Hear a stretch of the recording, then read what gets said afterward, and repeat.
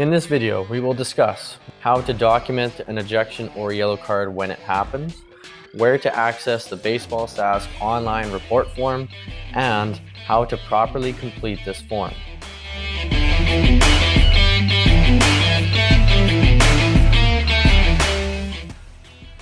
In this video, Aaron Roberts will be acting umpire and will soon have to eject a team manager from the game.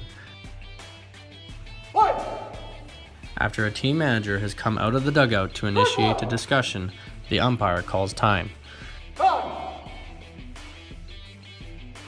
During this discussion, the manager's actions and comments have warranted an ejection. Therefore, the umpire has signaled that the team manager has been ejected from the baseball game.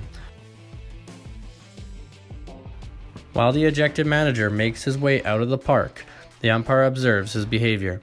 In this situation, the manager removes himself from the park without any remarkable behavior. Noticing that the manager has left, Aaron pulls out his lineup card and begins to document the incident. He begins by writing down the name of the ejected individual, followed by the role within the team. As you can see, Aaron then documents when the incident occurred within the ball game. In this case, it was the top of the fourth inning with a 3-2 count. Lastly, the umpire includes the reason that warranted an ejection. Once details are documented, the umpire will ensure that the offending individual has left the park, then continue the game by putting the ball back in play.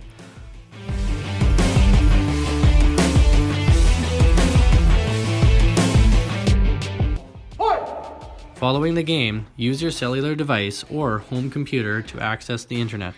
Make sure to keep the lineup card nearby so that you can refer back to any notes that you wrote down at the time of the ejection.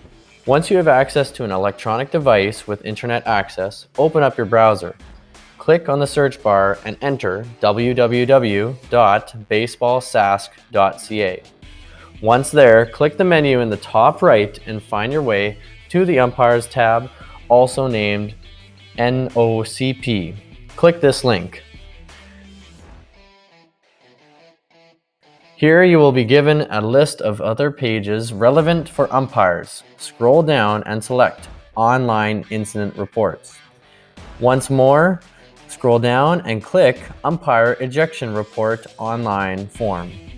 Here is where the report officially begins. First, select whether the report is for a yellow card followed by an ejection, or an ejection with no yellow card. Enter the date of when the offense took place.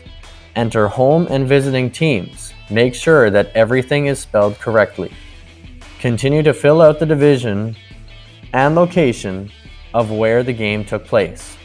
Scroll down and begin to enter the full name of the offending individual.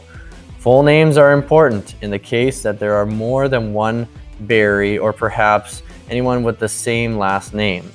Then write down whose team the person belongs to and their title within that team, whether they're a player, a manager, or so on. This box is only required to be completed if multiple ejections were recorded at the same time.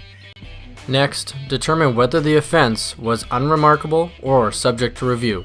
The ejection you saw was unremarkable, and therefore the box below is not required to be completed. In this box, provide the names, addresses, and contact information of any witnesses that may have seen the event. Near the end of the report, you will be asked to complete your personal contact information. Depending on the situation, the league may contact you to gather additional information about the incident. Before submitting the report, please make sure to proofread all of the information provided. In the case that an ejection is subject to review, the umpire who is reporting the offense must do a couple extra things. For example, the box that says only if an ejection is subject to review, now you are required to briefly describe the events relating to the ejection.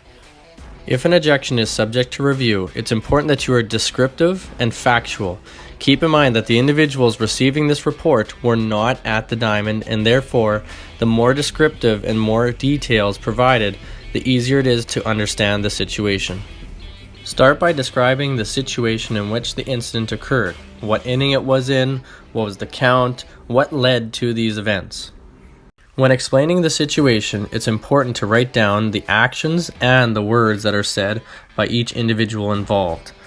The more specific you are with your documentation of the incident, the easier it is for a discipline committee to decide what further action must take place.